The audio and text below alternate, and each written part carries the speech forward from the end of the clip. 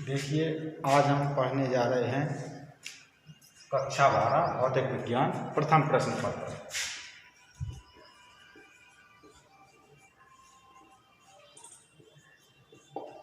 इसमें आप पहला चैप्टर समझेंगे। पहला चैप्टर है वैद्युत आवेश तथा कूलाम गति।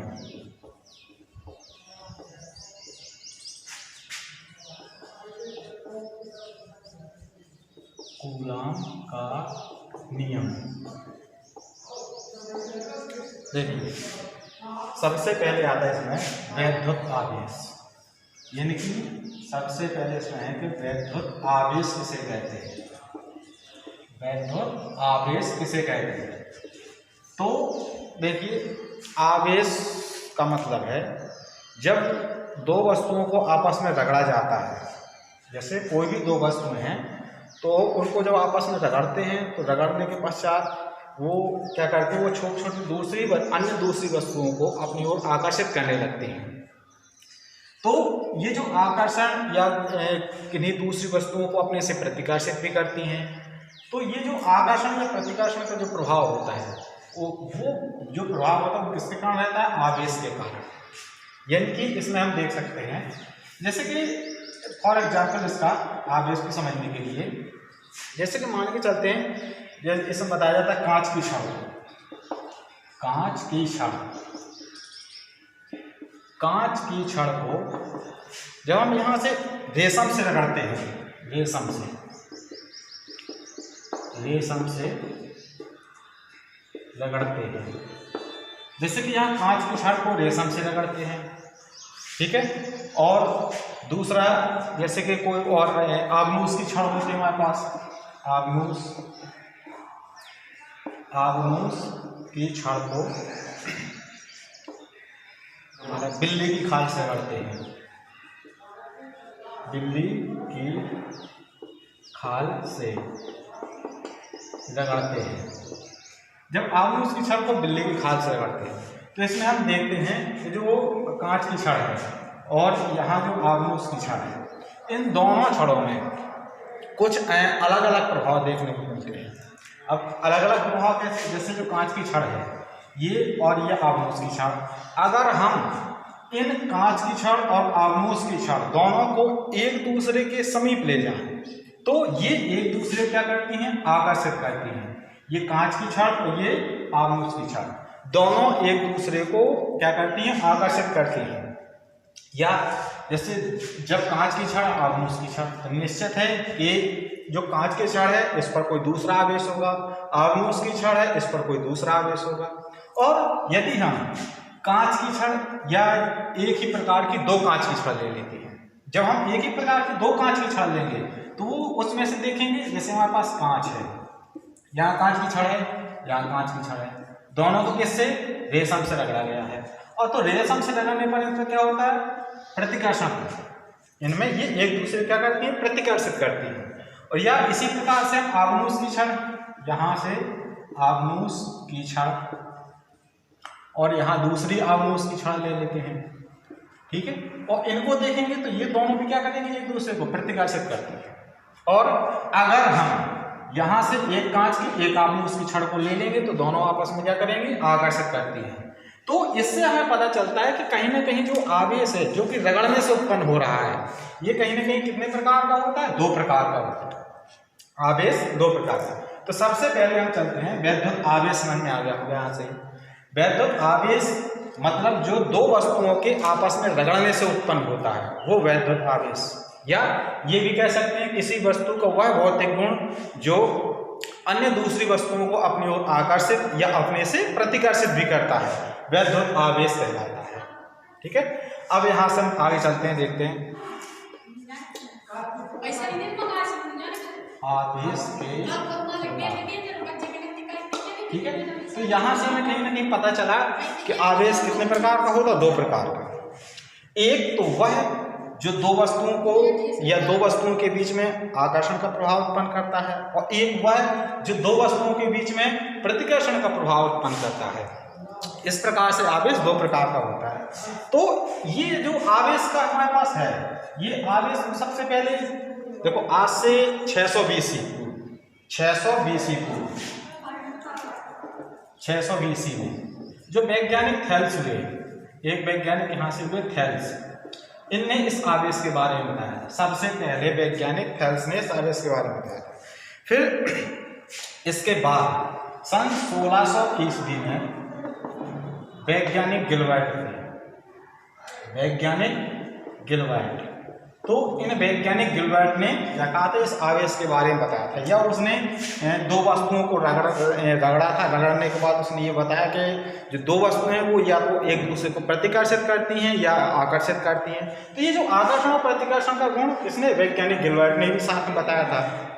फिर इसके बाद यानी कि 18वीं शताब्दी, यानी कि 18वीं शताब्दी, 18वीं शताब्दी यानी कि 1750, लगभग 1750 ईस्वी में, यहाँ से 1750 ईस्वी में एक वैज्ञानिक हुए बेंजामिन फ्रैंकलिन, बेंजामिन फ्रैंकलिन।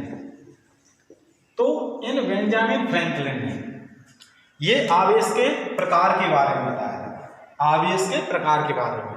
यानी कि जो बेंजामिन फ्रैंकलिन हुए, तो इन बेंजामिन फ्रैंकलिन ने क्या कहा कि आवेश हमारे पास कितने प्रकार का होता है, दो प्रकार का होता है। एक तो उन्होंने कहा कि एक धन आवेश होता और एक ये बताया कि ये हमारे पास एक ऋण आवेश होता है, एक ऋण आवेश होता है। तो धन आवेश को किस, धन आवेश क्या, ये ऋण आवेश क्या है। तो जो एग्जाम्पल में हम यहाँ समझ रहे थे कि जब दो कांच की छड़ होती हैं और जैसे कांच की छड़ को रेशम से रगड़ते हैं, तो ये जो कांच की छड़ में जो उत्पन्न आवेश हो जाता है उसको कौन सा आवेश बताया गया, उसको उन्होंने धनावेश बताया है। कौन सा, धनावेश बताया है।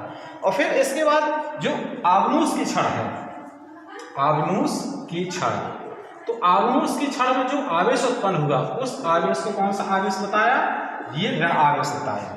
किस, ये देखो, तो जो धन आवेश है वो धन आवेश यानी कि जो कांच की छड़ में उत्पन्न होता है, और जो आवनुष की छड़ में उत्पन्न होगा वो ऋण आवेश बताया गया।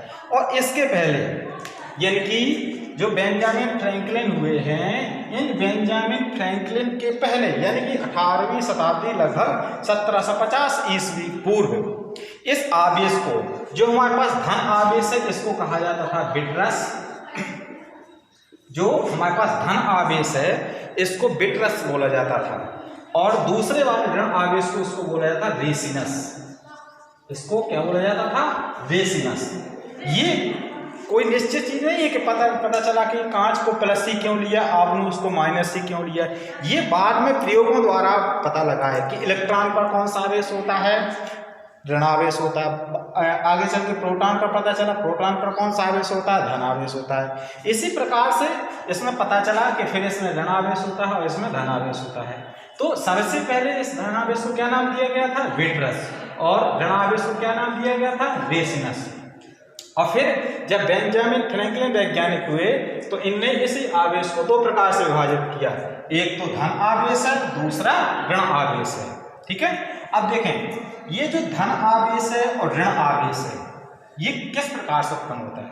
जैसे कि हमारे पास दो उदासीन या ये कहें अनावेशित वस्तुएं हैं, दो उदासीन वस्तुएं हैं, तो उन दोनों वस्तुओं को क्या करते हैं, रगड़ते हैं। तो रगड़ने पर क्या होता है कि इसमें जैसे कि हमने दो वस्तुओं को क्या करें यहाँ रगड़ा, और रगड़ने के पश्चात इसमें देखते हैं कि जो हमारे पास एक वस्तु है और जो दूसरी वस्तु, इस वस्तु के कुछ इलेक्ट्रॉन्स इसमें आ जाते हैं।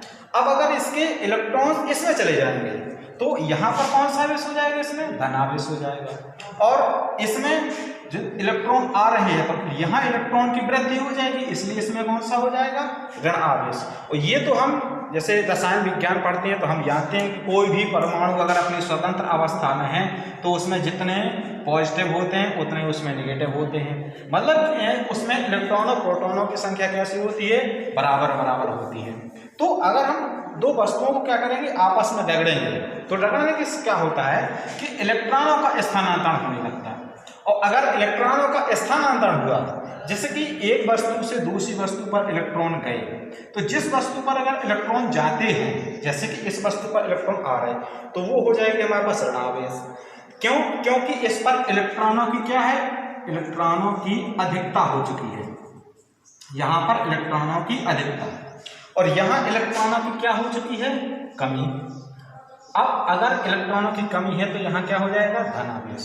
ठीक है, यानी कि हमारे कहने का तात्पर्य ये है कि जो ऋण आवेश है, ठीक है, और जो धन आवेश है, तो ऋण आवेश कहाँ होता है, जहाँ हमारे पास इलेक्ट्रॉनों की अधिकता हो, और धनावेश कहाँ होता है, जहाँ पर इलेक्ट्रॉनों की कमी हो।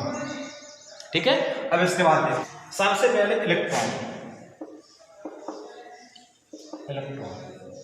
इलेक्ट्रॉन पर कौन सा आवेश होता है, ऋण आवेश होता है। और जो हमारे पास प्रोटॉन हो रहे हैं, प्रोटॉन, तो प्रोटॉन पर कौन सा आवेश होता है, धन आवेश होता है। प्रोटॉन पर धन आवेश होता है। ठीक है, अब इलेक्ट्रॉन पर ऋण आवेश होता है, प्रोटॉन पर धन आवेश होता है। अगर इसका आंकिक मान कहें, जैसे इलेक्ट्रॉन का आंकिक मान कह दिया, तो इसका आंकिक मान होता है, इसका जो आवेश की वैल्यू होती है, इसकी ऋण आवेश, और इसकी जो वैल्यू होती है वो होती है 1.6 × 10⁻⁻19 कूलम। अब कूलम क्या है, कूलम इसका आवेश का मात्रक है। प्रोटॉन है, प्रोटॉन पर आवेश कौन सा होता है, धन आवेश होता है, इसकी भी वैल्यू कितनी होती है, 1.6 × 10⁻⁻19 कूलम। ठीक है, ये हो जाता है हमारे पास आवेश, यानी कि इलेक्ट्रॉन पर भी उतना ही आवेश होता है, प्रोटॉन पर भी उतना ही आवेश होता है। इलेक्ट्रॉन इस पर ऋण आवेश होता है, और प्रोटॉन इस पर धन आवेश। मात्रा दोनों कैसे रहती है, यानी कि आंकिक मान दोनों का बराबर रहता है। ठीक है, अब इसके बाद और देखते हैं, चलते हैं, हमारे पास कोई एक ऐसी वस्तु है, ठीक है, यानी कि यदि किसी वस्तु पर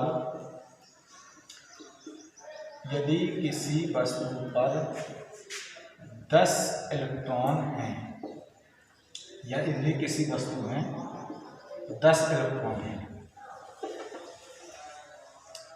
10 इलेक्ट्रॉन हैं, तो उस पर कैसा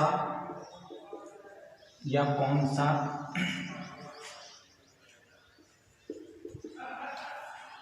उस पर कैसा आवेश होगा, कैसा या कितना आवेश होगा।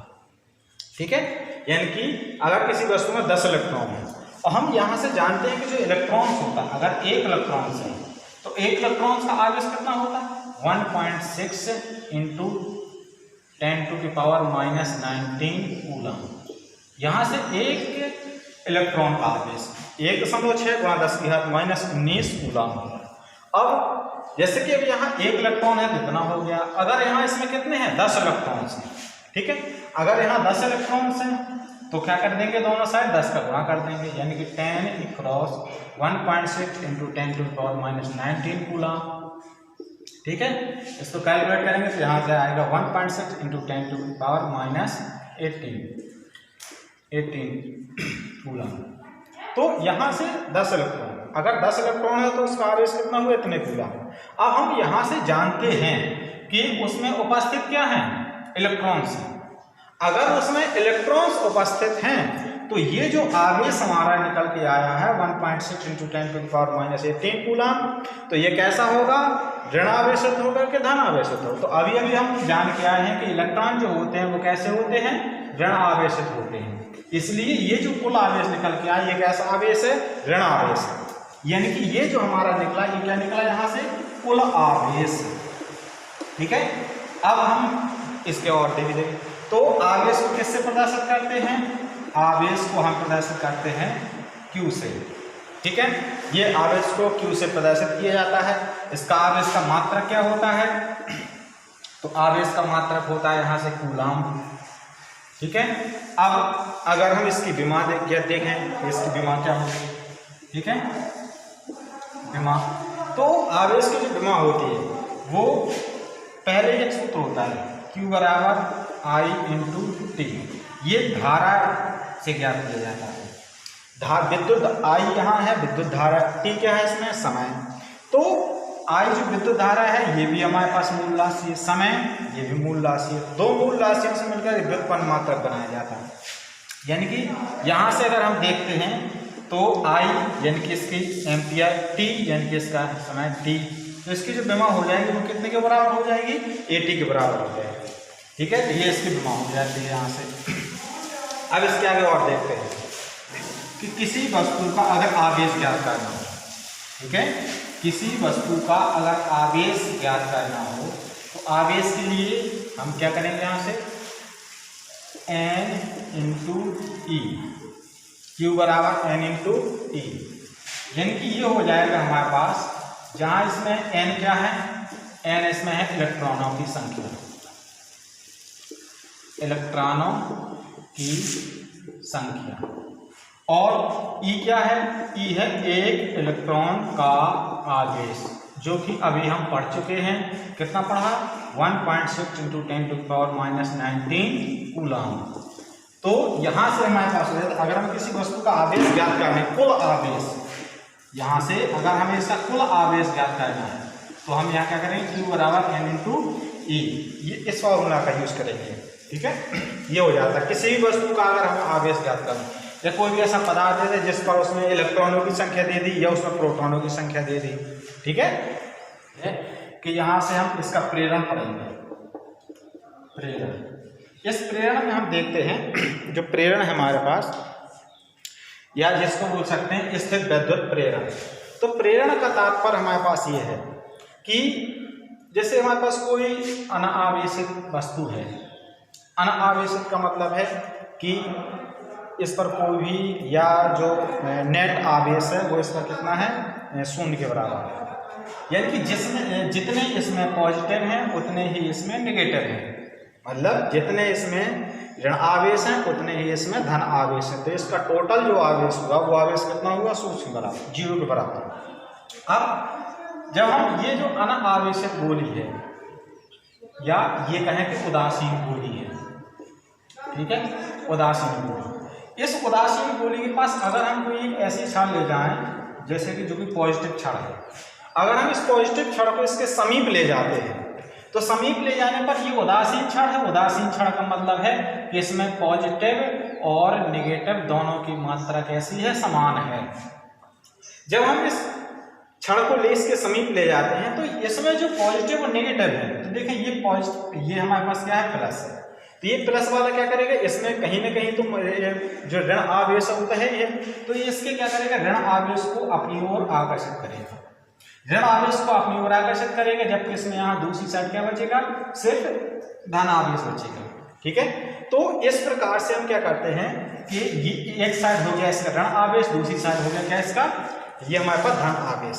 अब अगर हम इस दूसरे वाले सिरे को कहाँ से, यहाँ से अर्थ से जोड़ दें, ठीक है, अगर हम यहाँ इसको अर्थ से जोड़ देते हैं तो फिर ये जो जितना इसका धन आवेश है वो कहाँ चला जाएगा, नीचे पृथ्वी में चला जाएगा।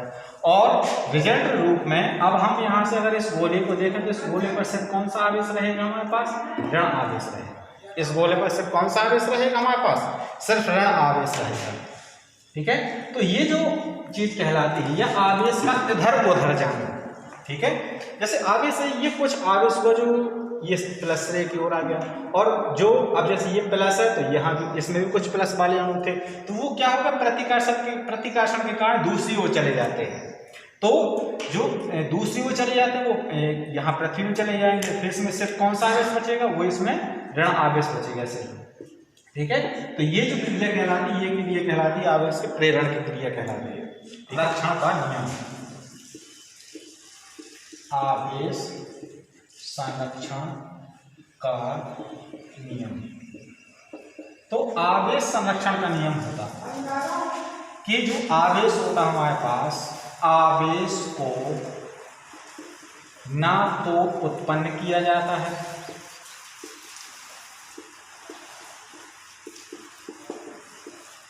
और ना ही नष्ट किया जाता है।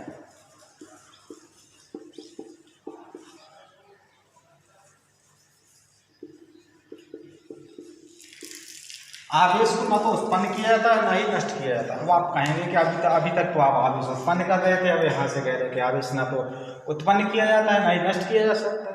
तो इसका तात्पर्य ये है कि अगर कोई हमारे पास उदासीन वस्तु है, जैसे ये अभी हमने समझा कि अगर कोई हमारे पास उदासीन वस्तु है इसके समीप अगर हम कोई जैसे कि यहाँ पॉजिटिव या किसी भी चीज की छड़ ले जाए, छड़ को ले जाते हैं तो इसमें जो इलेक्ट्रॉन या इसके जो ऋण कण होते हैं वो ऋण वाले कण कहाँ चले जाते हैं, इस छड़ के सिरे की ओर आ जाएंगे।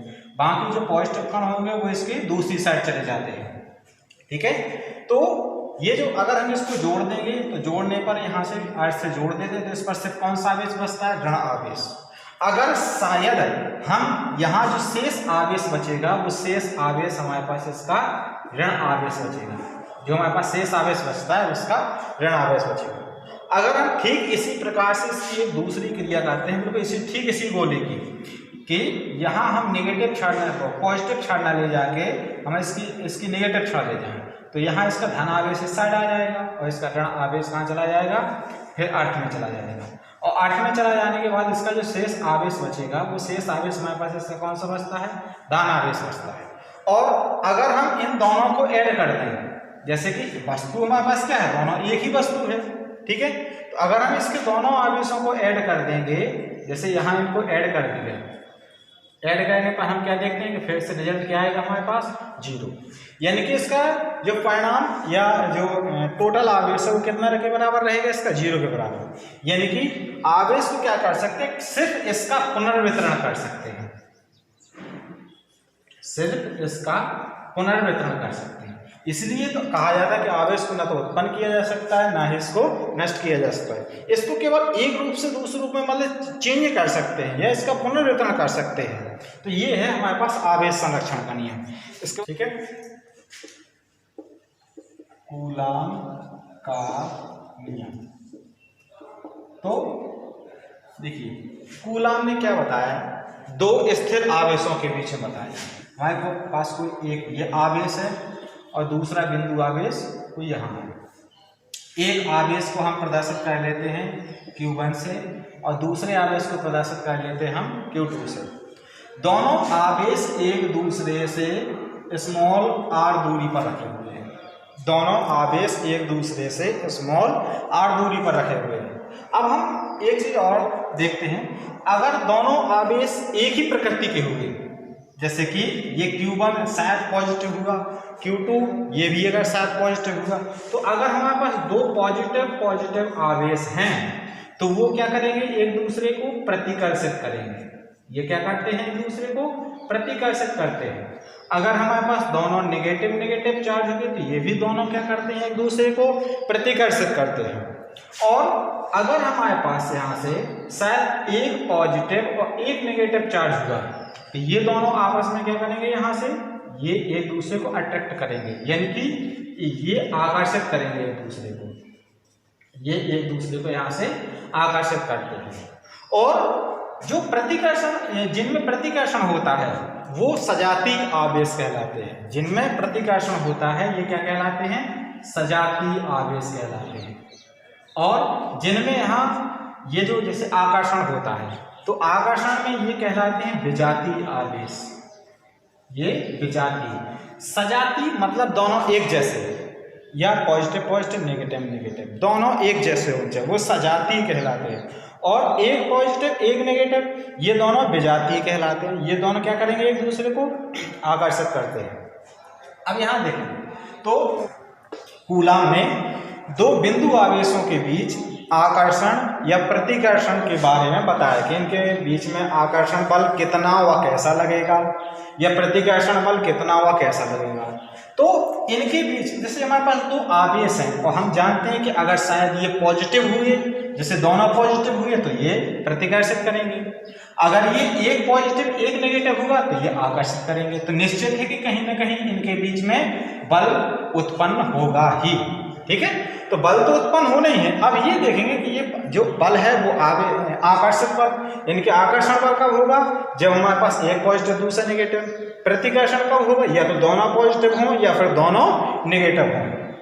तो जो बल है तो सबसे पहले इसने बताया था कि देखते जाएं, यहाँ से अगर हम आवेश की मात्रा बढ़ाते जाएंगे, जैसे हमारे पास दो आवेश हैं, ये अगर हम छोटे छोटे दो आवेश ले लें, ठीक है, तो इनके बीच बल ज़्यादा लगेगा कि अगर हम दो बड़े बड़े आवेश ले लें, इनके बीच बल ज़्यादा लगेगा।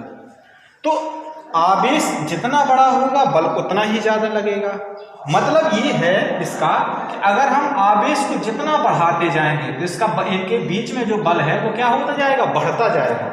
तो सबसे पहले यहाँ देखते हैं कि जो आवेश है वो हमारे पास दोनों आवेश या जो बल है वो दोनों आवेशों के गुणनफल के समानुपाती होता है। F इन प्रोपोर्शनल Q1 इंटू Q2। जो F है बल है वो अनुपाती है Q1 इंटू Q2 के। इसको मान लेते हैं समीकरण नंबर 1। हम यहाँ से जान चुके हैं कि अगर हम आवेश को बढ़ाते जाएंगे तो इनके बीच में जो बल है वो क्या होता जाएगा, बढ़ता जाएगा। ठीक है, इसी प्रकार से इसकी डिस्टेंस को देखते हैं।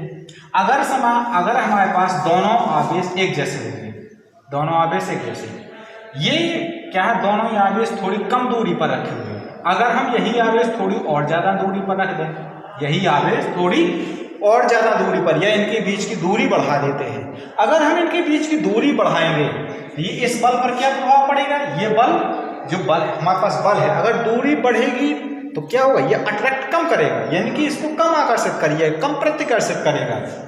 ठीक है, तो जो बल है वो बीच की दूरी के वर्ग के व्युत्क्रमानुपाती होता है, यानी कि F व्युत्क्रमानुपाती आर स्क्वायर या F अनुपाती 1/r स्क्वायर। इसको मानते हैं समीकरण नंबर 2। अब देखते हैं बल हमारे पास सब कितनी चीजों पर निर्भर करता है, जो आवेश हैं उनके परिमाणों पर, और यहाँ जो बीच की दूरी है उस बीच की दूरी पर भी निर्भर करता है। इसके बाद हमें यहाँ से दोनों इक्वेशन को यानी कि इकट्ठा करेंगे, तो समीकरण 1 व 2 से या समीकरण 1 व 2 से हम देखेंगे कि F Q1 और Q2 के अनुपाती है, F 1/r स्क्वायर के अनुपाती है। तो यहाँ से देख सकते हैं हम कि F अनुपाती Q1 इंटू Q2 बटे r स्क्वायर, ये हो जाता है। यहाँ से हम समीकरण नंबर 3 भी मान सकते हैं इसको। अनुपाती का चिन्ह हटाएंगे तो यहाँ एक नियतांक आ जाता है, F बराबर एक नियतांक आ जाता है K, Q1 इंटू Q2 बटे r स्क्वायर। यहाँ से हमारे पास ये सूत्र बना इसका, यहाँ जो K आया हमारे पास, K क्या है, यहाँ एक नियतांक है, यहाँ इसमें जो K है वो क्या है, नियतांक है। ठीक है, अब इस K का मान होता कितना है, ठीक है, तो वो चल के देख लीजिए। यहाँ से K जो हमारे पास नियतांक आया, इस K का मान होता है हमारे पास 1/4 pi epsilon 0 into small k। ठीक है, K बराबर 1/4 pi epsilon 0 into small k। यहाँ ये होता K का मान। इसमें जो हमारे पास एप्सिलॉन 0 है, ये एप्सिलॉन 0 है निर्वात की वैद्युतशीलता, निर्वात की वैद्युतशीलता, और यहाँ जो यहाँ से हमारे पास K है, ये हमारे पास परावैद्युतांक है, ये K हमारे पास क्या है, परावैद्युतांक। अगर हम निर्वात या वायु के लिए चर्चा करें, निर्वात या वायु, अगर हम निर्वात या वायु के लिए देखते हैं तो यहाँ से हमारे पास K का मान कितना होता है, 1 होता है। निर्वात या परावैद्युतांक के लिए हमारे पास K का मान कितना रहेगा, 1 रहेगा। तब यहाँ से जाके K का मान हमारे पास कितने के बराबर आएगा, 1/4 पाई एप्सिलॉन 0 इतने के बराबर। अब इसको अगर हम K का मान इस समीकरण में रखेंगे जो हमारे पास यहाँ से निकला है, तब जाकर के हमारे पास बल कितने के बराबर आएगा, तब F बराबर हो जाएगा हमारे पास 1/4 pi epsilon 0 into Q1 into Q2 upon r square. ये हमारे पास यहाँ से बल निकल के आ जाता है, यानी कि F बराबर 1/4 pi epsilon 0 Q1 into Q2 upon r square. तो ये कूलम ने बताया था, यानी कि जब दो आवेश एक दूसरे से कुछ दूरी पर रखे होते हैं तो इनके बीच में आकर्षण या प्रतिकर्षण के बारे में बताया। ठीक है, तो जो लगने वाला आकर्षण या प्रतिकर्षण बल होता है वो दोनों आवेशों के परिमाणों के गुणनफल के समानुपाती तथा बीच की दूरी के वर्ग के व्युत्क्रमानुपाती होता है। ठीक है, ये हो जाता है हमारे पास कूलॉम का नियम। यहाँ से सबसे पहले हम देखते हैं 1/4 पाई एप्सिलॉन 0 का आंकिक मान। आंकिक मान। तो यहाँ से हमारे पास 1/4πε0 का आंकिक मान होता है 9 × 10⁹ ये होगा 9 × 10⁹ ये हो गया। अब इसमें अगर हम और भी आगे चेक करेंगे, जैसे कि इसमें हमारे पास ε0 है, ε0 की वैल्यू कितनी होती है, ठीक है। तो इसका अगर हम मात्रक निकालेंगे तो न्यूटन मीटर स्क्वायर प्रति कूलम स्क्वायर ये होगा। अब 1/4πε0 का आंकिक मान हो गया 9 × 10⁹ न्यूटन मीटर स्क्वायर प्रति कूलम स्क्वायर। इसके बाद अगर हम यहाँ से सिर्फ ε0 का मान निकालेंगे, ε0 का मान, तो यहाँ से हम देखते हैं ε0 का मान 100 का है। ε0 का मान या इतने पूरे का मान कितना होगा 9 × 10⁹ 1/4πε0 बराबर 9 × 10⁹ एप्सिलॉन नॉट को यहाँ ले जाएंगे, इसको इससे हमारे 1/4 पाई गुणा 9 × 10⁹ बराबर एप्सिलॉन डी। इसको सॉल्व करेंगे तो सॉल्व करने पर यहाँ से इसका मान आता 8.85 × 10⁻⁻12 मात्रक हो जाएगा इसका कूलम स्क्वायर प्रति न्यूटन मीटर स्क्वायर। तो ये हो जाता है ε0 का मान, ठीक है, यानी कि 8.85 × 10⁻⁻12 कूलम स्क्वायर प्रति न्यूटन मीटर स्क्वायर। ये आप याद रखिएगा। और यहाँ से 1/4πε0 का मान, ये भी आंकिक मान आप इसका याद रखिएगा 9 × 10⁻⁹ न्यूटन मीटर स्क्वायर प्रति कूलम स्क्वायर। अगर हम अब बात करते हैं इसकी विमा की, जैसे कि अगर हम यहाँ से कहें कि ε0 की विमा, कभी कभी इसकी विमा पूछ लेता है, तो इसकी विमा की बात करते हैं। तो सबसे पहले यहाँ से विमा कैसे ज्ञात करते हैं, इसके मात्रक से सॉल्व कर लिया करेंगे। इसकी विमा अगर हम यहाँ से ज्ञात करेंगे तो देखें सबसे पहले क्या है कूलम स्क्वायर, कूलम यानी कि आवेश है ये हमारा, आवेश की विमा क्या होती है AT, स्क्वायर लगा तो AT × AT। और यहाँ न्यूटन किसका है, बल का, mL/T-2, यहाँ मीटर स्क्वायर L2 ये होगा। इसको सॉल्व करेंगे, यहाँ से जब सॉल्व करेंगे तो m ऊपर जाएगा तो यहाँ से हो जाएगा m-1, L एक ये है यहाँ एक घात, इस 2 घात है तो L की घात हो जाएगी -3। अब T 2 घात यहाँ है और 2 यहाँ है, तो T 2 घात इसकी और 2 घात इसके ऊपर जाएंगे तो प्लस हो जाएंगे, यानी कि T की पावर यहाँ +4 रहेगा और यहाँ -4 रहेगा, ठीक है। तो ये हो जाएगा यहाँ से, यानी कि अभी हम यहाँ से हमने समझा विद्युत आवेश के बारे में तथा कूलम के नियम के बारे में। अब इसके बाद हम देखते हैं अगले चैप्टर हम समझेंगे